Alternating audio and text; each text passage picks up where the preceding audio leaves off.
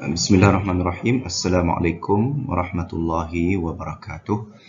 Hari ini saya akan buat pembentangan untuk kolokium siswazah dan prasiswazah pengajian Arab dan Tamadun Islam ni, iaitu bertajuk kesalahan ortografi dan implikasinya dalam penulisan bahasa Arab pelajar Universiti Sains Islam Malaysia. Okey, abstrak untuk kajian ini adalah tujuannya adalah mengenal pasti kesalahan ortografi dalam penulisan Arab pelajar Sembak, iaitu Sarjana Muda Bahasa Arab Komunikasi, Fakulti Pengajian Bahasa Utama USIM, dan sampel kajiannya terdiri daripada 33 orang pelajar lelaki dan perempuan.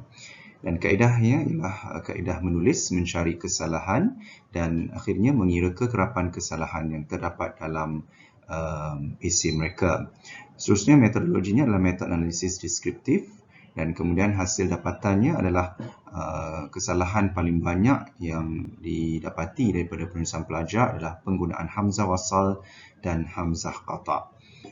Cadangan yang diberikan daripada kajian ini adalah menyediakan panduan kepada tenaga pengajar dalam aspek penulisan esei, terutama penggunaan hamzah.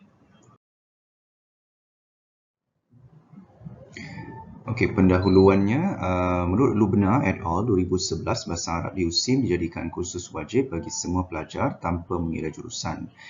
Rusni 2009, Ruhaizah 2018 dan Hidayah 2017 menyatakan bahawa pelajar sentiasa didedahkan dengan pemantapan 4 kemahiran bahasa Arab, terutama penulisan, bacaan, pertuturan dan pendengaran.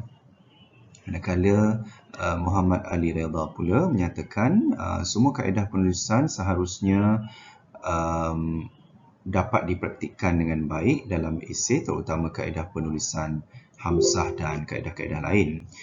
Yang seterusnya, pengkaji cuba untuk melihat kebolehan pelajar mengaplikasikan kaedah ortografi ataupun kaedah ejaan yang tepat dalam bahasa Arab.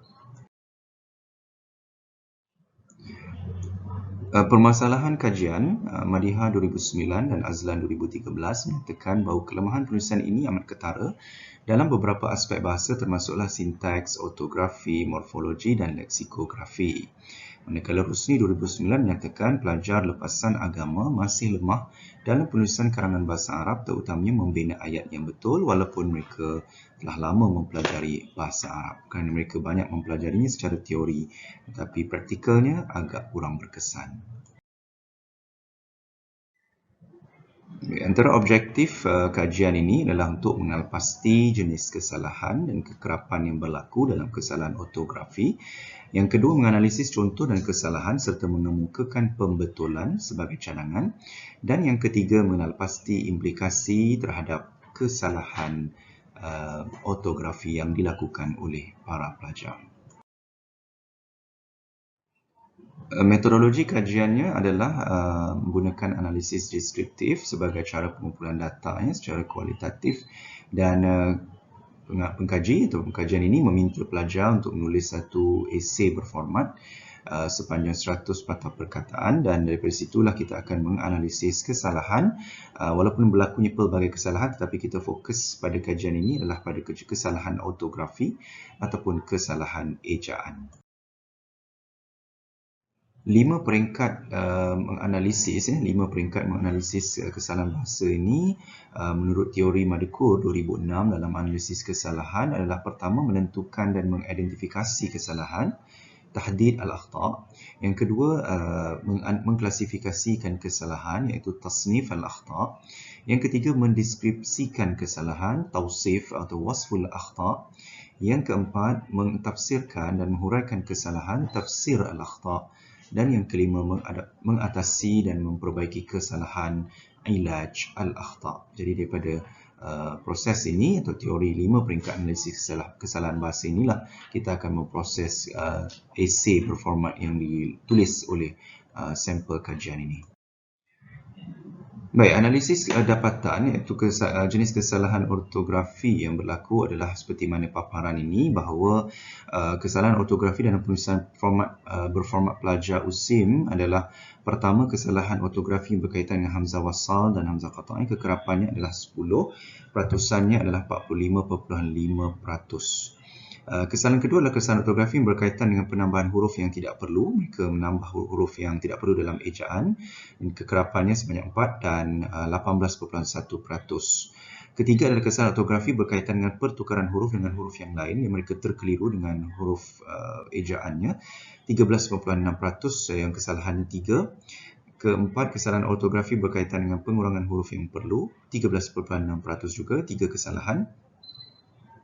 Dan yang ketiga adalah kesalahan ortografi berkaitan dengan titik bagi huruf, iaitu 2 kesalahan, 9.1%. Daripada kesalahan ini kita dapati bahawa kesalahan berkaitan dengan hamzah wasal dan hamzah qata' adalah kesalahan yang banyak dilakukan dalam penulisan pelajar. Baik, antara contoh-contoh kesalahan yang berlaku seperti mana yang dalam paparan ini, contoh seperti mabnal Quran, tiada tanda bacaan panjang di atas huruf alif. Sepatutnya kalau ejaan Al-Quran ni dalam bahasa Arab yang betul ada alif dan tanda panjang di atasnya, tanda mad. Deskripsi kesalahan, tiada tanda bacaan panjang di atas huruf alif. Dan tafsiran sebab kesalahan, pelajar keliru dengan ejaan yang betul dari perkataan Al-Quran, dan sebab kesalahan ialah tidak memahami kaedah ortografi Arab dengan baik. Dan pembetulan dicadangkan seperti paparan yang di sebelah kanan. Begitu juga perkataan Syahrul Oktober sebagai contoh, penggunaan hamzah qata' yang tidak diletakkan hamzah di atasnya. Jadi pelajar tidak menulis hamzah qata' dan dia mendapati bahawa hamzah ini tidak perlu ditulis.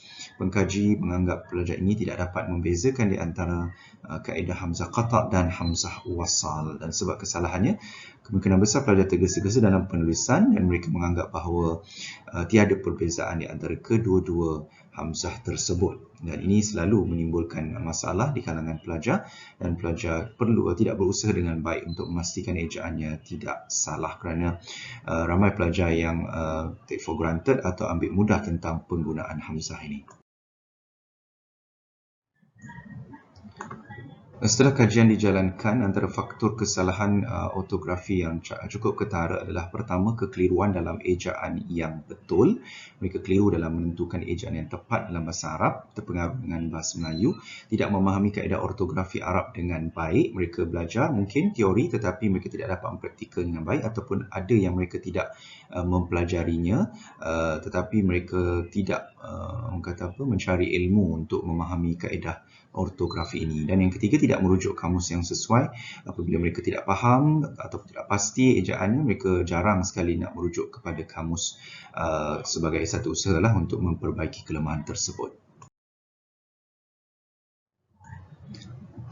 Antara cadangan kaedah pengajaran yang sesuai untuk memantapkan kaedah ortografi atau kaedah ejaan di kalangan pelajar untuk memantapkan ejaan dan kaedah ortografi mereka adalah antara kaedah yang kami praktikan di USIM adalah Global Open Access Learning Goals. Sistem goals ini untuk membantu pelajar, salah satu sistem Moodle yang boleh kita wujudkan untuk menambah latihan ataupun memberi kekuatan drillings kepada pelajar.